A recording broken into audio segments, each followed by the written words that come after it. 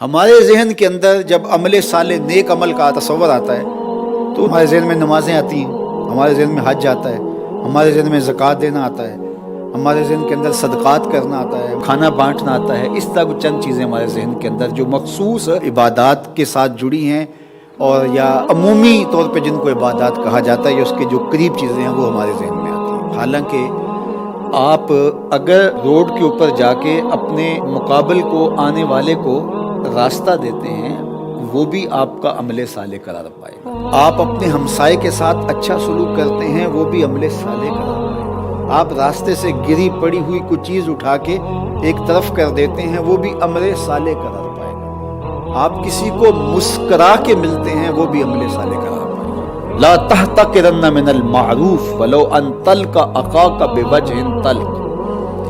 تو یہ ہمارا دین ہے۔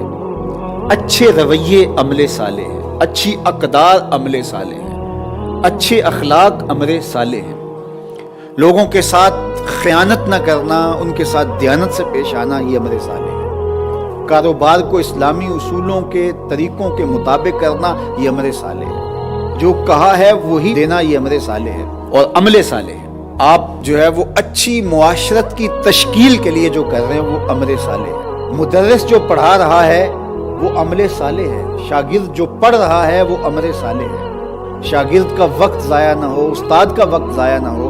اگر شاگرد خیال رکھتا ہے یا استاد خیال رکھتا ہے تو وہ عمل صالح ہے۔ عمل صالح کا مفہوم بہت زیادہ وسیع ہے جس میں ہماری پوری معاشرت آتی ہے، اس لیے اس کو حسنات دنیا میں ہمارے مفسرین نے شمار کیا، جس سے انسانوں کو خوشی ہوتی ہے، انسانوں کو راحت پہنچتی ہے، انسانوں کو نفع پہنچتا ہے۔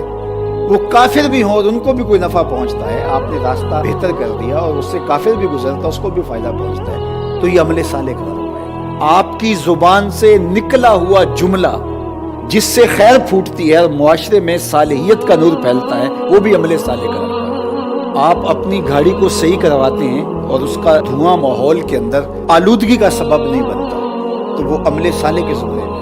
اور اگر آپ کی گاڑی کے دھوئیں سے ماحول میں آلودگی پھیلتی ہے تو وہ عمل بد کے زمرے میں آئے گا، اور ہم سمجھتے ہیں یہ تو کوئی بری بات ہے ہی نہیں۔ راستے میں اگر کوئی آپ چھلکا پھینک دیتے ہیں اور اس سے کوئی بندہ نہیں بھی پھسلتا، کسی کا اتفاقاً پاؤں نہیں بھی آتا ہے، لیکن وہ عمل بد کہلائے گا۔ اور اگر راستے میں گری ہوئی کوئی چیز اٹھا کے آپ ایک طرف کر دیتے ہیں تو وہ عمل صالح قرار پائے گا۔ آپ بیٹھتے ہوئے خیال کرتے ہیں کسی کا تو وہ عمل صالح قرار پائے گا۔ ہمارے دین کی تعلیمات دیکھیے، لہسن اور پیاز کھا کے مسجد میں آنے سے منع کیا گیا۔ کیوں؟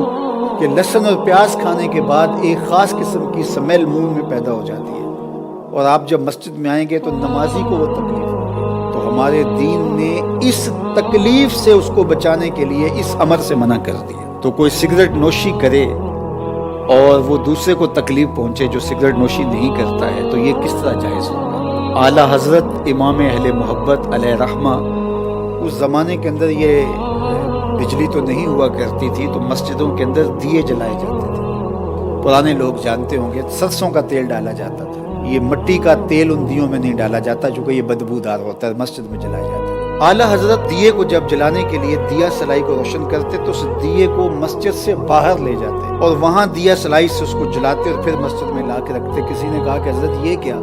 فرمایا یہ جو دیا سلائی ہے گندک ہے اس کے مسالے کے اندر، اور جب اس کو جلایا جاتا ہے تو ہلکی سی بدبو پیدا ہوتی ہے۔ جس دین نے مسجد میں پیاز کھا کر آنے سے منع کیا ہے وہ دین اس کو بھی گوارا نہیں کرتا، لہٰذا یہ باہر جلے گی تاکہ بدبو باہر پھیلے اور پھر اس کو آگ لگ جائے گی تو اس کو منظر لے گی۔ یہ دین ہے ہمارا، کوئی دین سے ہٹ کے چیز نہیں کہ آپ کسی سے ہم کلام ہوتے ہیں اور آپ کے منہ سے سمیل آ رہی ہے، آپ نے مسواک نہیں کی ہے اور اس کو تکلیف ہو رہی ہے، مروتاً وہ آپ کو نہیں کہتا تو الگ بات ہے، لیکن یہ بدتمیزی ہے۔ آپ اگر آپ مجلس میں جانا چاہتے ہیں تو آپ کو اس کا خیال کرنا پڑے گا۔ تو یہ صرف مینرز ہی نہیں ہے، یہ ہمارا دین ہے، ہمارے دین نے ہمیں یہ سکھایا ہے، یہ اعمال صالحہ کے زمرے میں چیزیں آتی ہیں۔ تو لوگوں کا خیال رکھیں، لوگوں کا لحاظ رکھیں، لوگوں کو اذیت نہ دیں، لوگوں کو تکلیف نہ پہنچائیں۔